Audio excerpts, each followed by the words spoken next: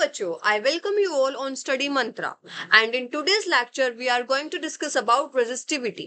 बेटे रेजिस्टिविटी जानने से पहले हमें रेजिस्टेंस के बारे में जानना बहुत जरूरी है और मैं रेजिस्टेंस के ऊपर एक वीडियो बना चुकी हूँ जिसका आपको लिंक डिस्क्रिप्शन में मिल जाएगा। वहां से जाके आप उस वीडियो को जरूर देखें, उसी के बाद आपको रेजिस्टिविटी अच्छे से समझने में आने वाली है।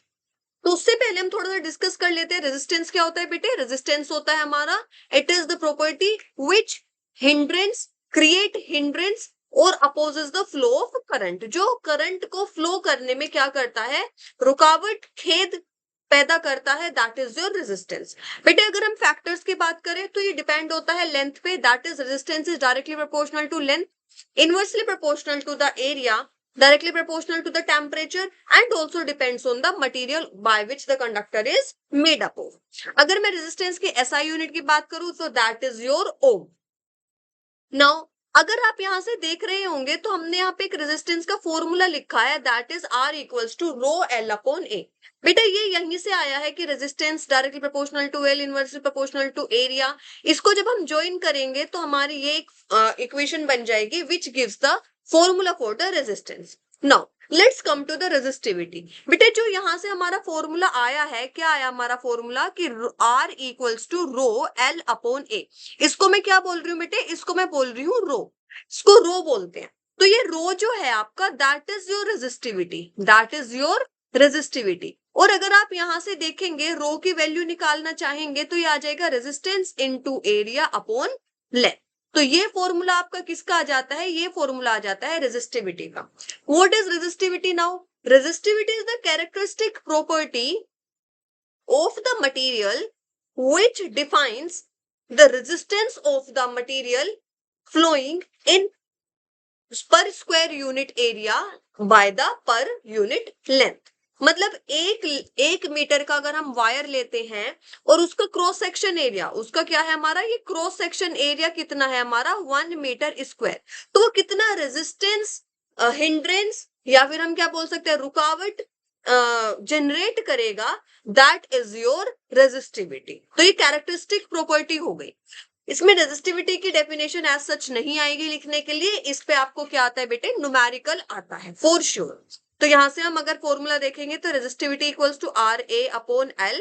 इसकी यूनिट क्या होती है बच्चे, इसकी यूनिट हो जाती है ओम मीटर। क्या हो जाती है, ओम मीटर। कैसे हो जाती है, रेजिस्टेंस की यूनिट होती है ओम, एरिया की यूनिट होती है मीटर स्क्वायर और लेंथ की यूनिट होती है मीटर। तो मीटर से मीटर कैंसिल आउट, ये बन जाता है ओम मीटर। किसकी यूनिट हो गई है, रेजिस्टिविटी की। ठीक है, इसको हम ओम की जगह मो भी बोल देते हैं, कहीं कहीं आप मो लिखा हुआ भी देखेंगे। बेटे अगर मैं रिलेशन की बात करूं तो रिलेशन इसका यही रहने वाला है जो हमारा रिलेशन रेजिस्टेंस का है, यहीं से हम फॉर्मूला निकालेंगे तो रेजिस्टिविटी का आ जाएगा। अगर मैं फैक्टर्स अफेक्टिंग रेजिस्टिविटी की बात करूं कि रेजिस्टिविटी को कौन कौन से फैक्टर्स अफेक्ट करते हैं, तो बेटे ना तो इस पे लेंथ का इफेक्ट पड़ेगा, ना इस पे एरिया का इफेक्ट पड़ेगा। इस पे जो इफेक्ट पड़ता है वो पड़ता है किस मटेरियल को हम किस नेचर का यूज कर रहे हैं। इट मींस वो कंडक्टर है, इंसुलेटर है, अलॉय है, सेमीकंडक्टर है, तो उसमें जो करंट फ्लो हो रहा है वो किस तरीके से होगा। एक तो नेचर ऑफ मटेरियल इस तरीके से इस पे क्या करेगा, फंक्शन करेगा।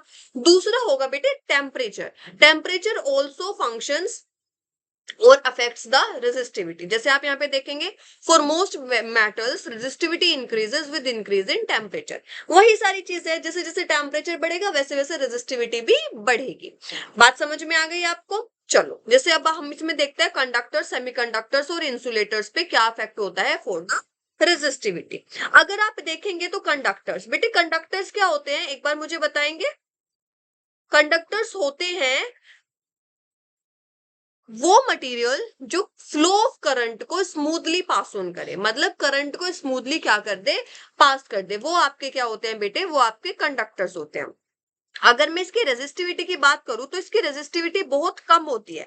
बेटे यहाँ पे जो कम बोला गया है उसको आपको ऐसे समझना है, रेजिस्टिविटी कम होगी तो इसका मतलब फ्लो ऑफ जो करंट होगा, फ्लो ऑफ जो चार्जेस होगा वो ज्यादा होगा।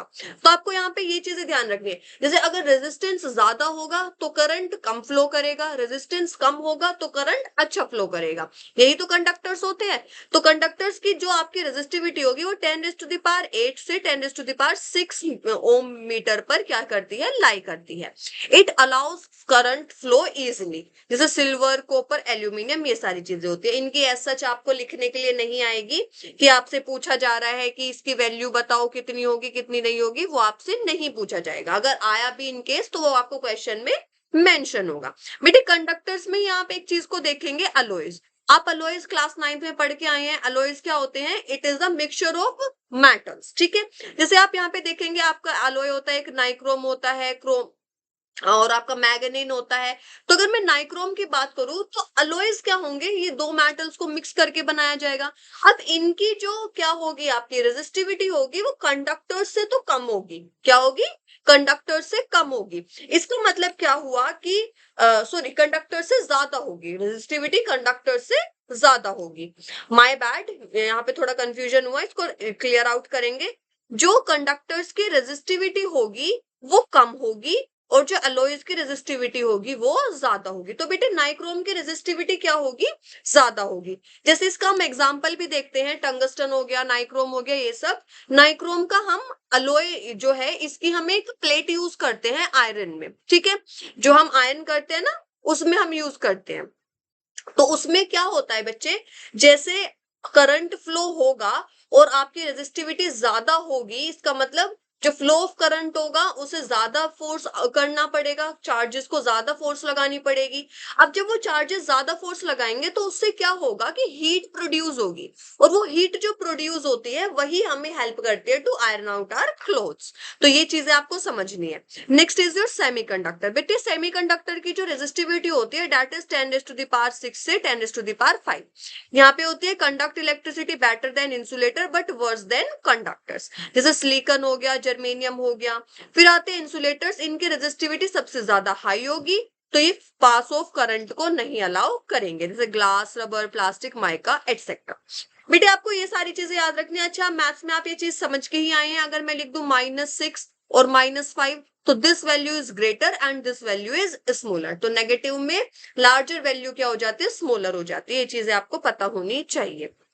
यहाँ पे आपको देख लेंगे थोड़ा सा स्पेसिफिकली, वैल्यूज भी रेजिस्टिविटी की दे रखी है। सिल्वर कितनी होती है, कॉपर कितनी होती है, तो आप देखेंगे कि सिल्वर की सबसे कम है, फिर कॉपर की है उससे ज्यादा, फिर एल्यूमिनियम है, टंगस्टन है, नाइक्रोम है। अब आप देखेंगे कि सिल्वर की 1.6 10⁸ है, इसके 1.1 10⁻⁻6 है। इसकी क्या हो गई, रेजिस्टिविटी कम हो गई, और इसकी रेजिस्टिविटी क्या हो गई, ज्यादा, क्योंकि -6 में वैल्यू बड़ी हो गई, -8 में वैल्यू छोटी हो गई। अब इसकी रेजिस्टिविटी क्या हो गई, ज्यादा। रेजिस्टिविटी ज्यादा हो गई तो करंट का फ्लो क्या हो जाएगा, कम, जिससे हीट प्रोड्यूस होगी। I hope you all are getting what I am trying to convey.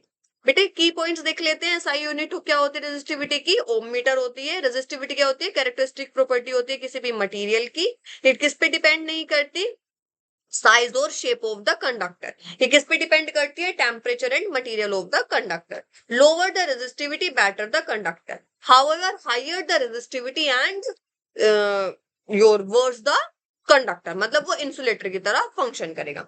Resistivity tells us how strongly a material opposes the flow of current through it. Resistivity हमें उस capacity को बताएगी कि फ्लो ऑफ करंट कितना oppose हो रहा है इन a particular conductor. बच्चे आई होप आपको ये सारी चीजें समझ में आई होंगी।